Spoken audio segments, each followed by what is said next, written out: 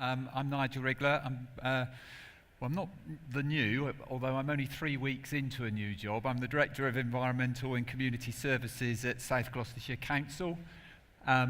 Most people look at you askance and say, where is South Gloucestershire? And then you say it's North Bristol, and that doesn't really help a great deal either.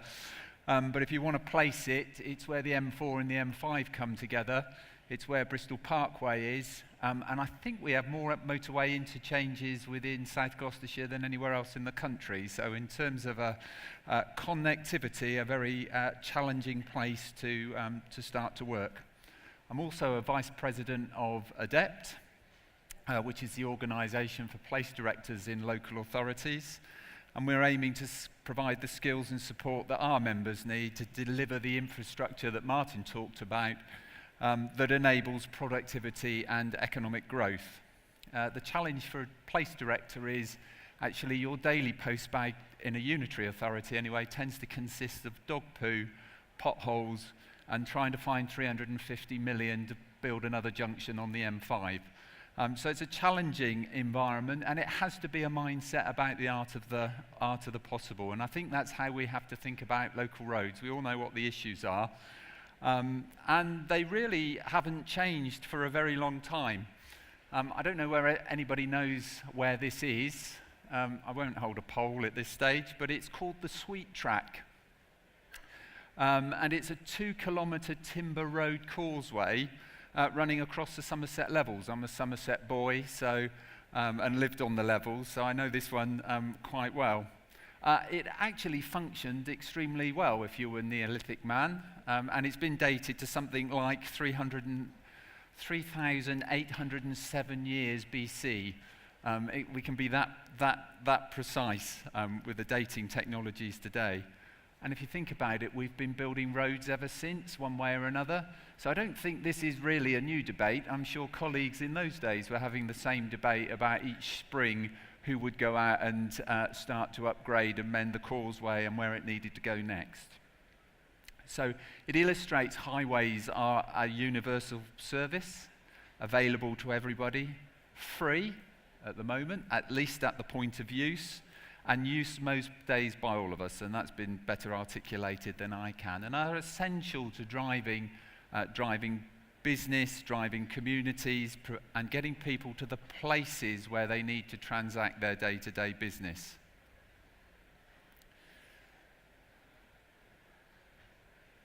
Quite rightly, the focus is on improving the quality and the reliability of those local roads this morning.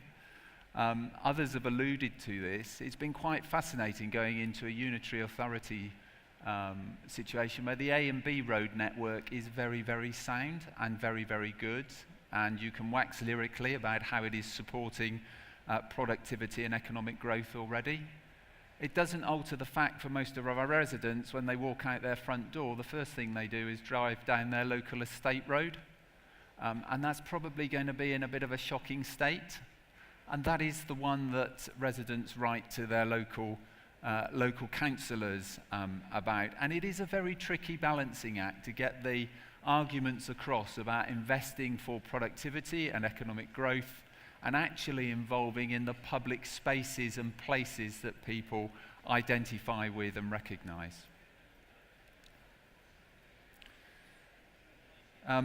So why am I advertising one of the largest house builders in the country? Well, I don't think I am, and I did think yesterday whether I should change this photograph of Persimmon. I only say that because I walked in on a conversation, and I'm not going to pass comment on, before anybody panics, about bonuses and the rights or the merits of that, but it was interesting to walk into a conversation of a couple of local members about just how many years capital maintenance program, 75 million, would actually buy you. And a sort of a realization that these are big numbers, but they are doable numbers, and that we need to continue to lobby and argue for that investment in local roads. We, like everybody else, welcome the announcement of the 420 million by the Chancellor.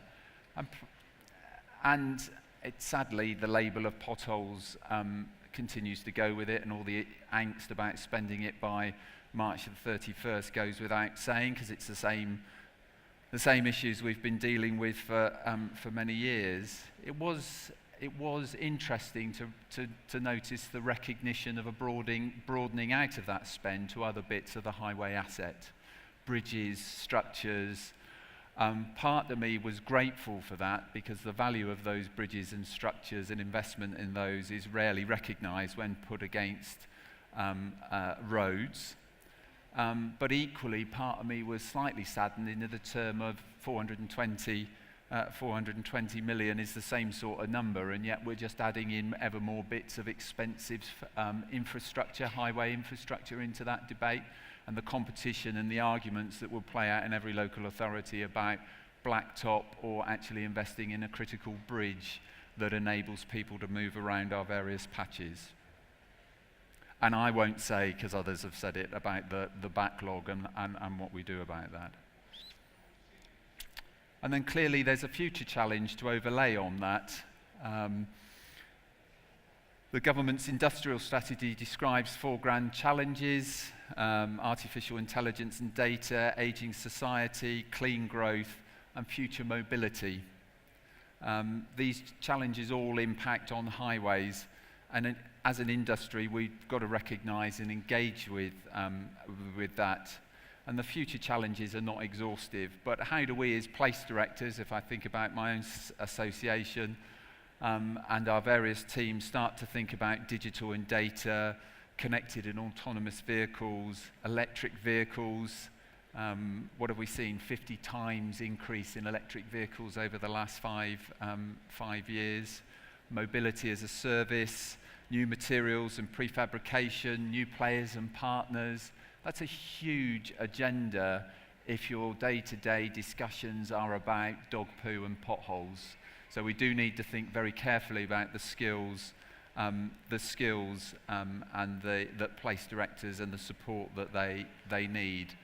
And in terms of that local roads agenda, I walked into a conversation on the ADEPT stand, the ADEPT Local Authority Hub, out in the Maid Auditorium this morning, about us pushing this morning's session between 10:30 and 11:30, where the opportunity is there for bacon butties and convivial chat.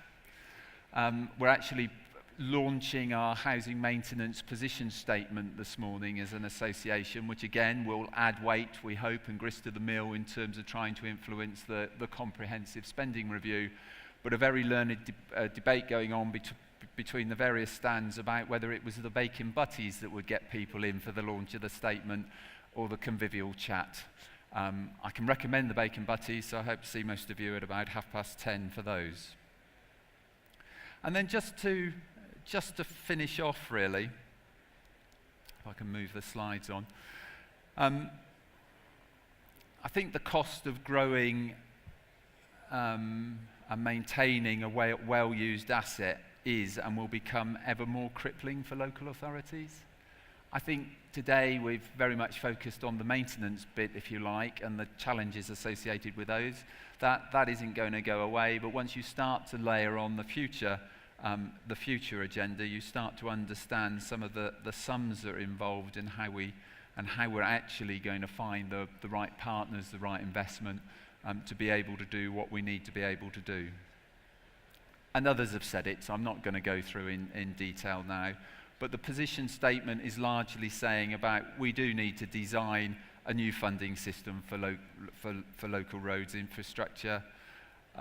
We do need to get rid of some local roads or reconfigure them or reposition them or start to understand what and how they are used by communities and get into that debate about who benefits and who pays.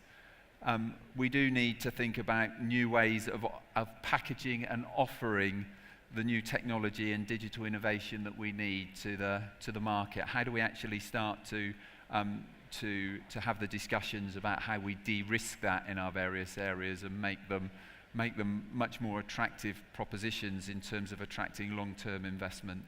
And we do need to become more intelligent. I mean more intelligence and data-driven in terms of not only the way we identify problems on the network but also how we affect repairs and how we communicate with users of the network. And we're, as an association, working with some of the subnational transport bodies on data ecosystem demonstrators to try and start to do some of that. So I think the challenges are well understood. I don't think they're probably any different to the challenges that my Neolithic friends faced on the sweet track each spring in terms of my local road, how I need to maintain that, where it's going to, and what some of the risks are associated with that. So we've been doing this a long time, and like I say, I think it's about mindset. So I'm going to have a glass half full moment and say, I think if we can imagine what we need and how we want to do it, we can actually do it. Thank you.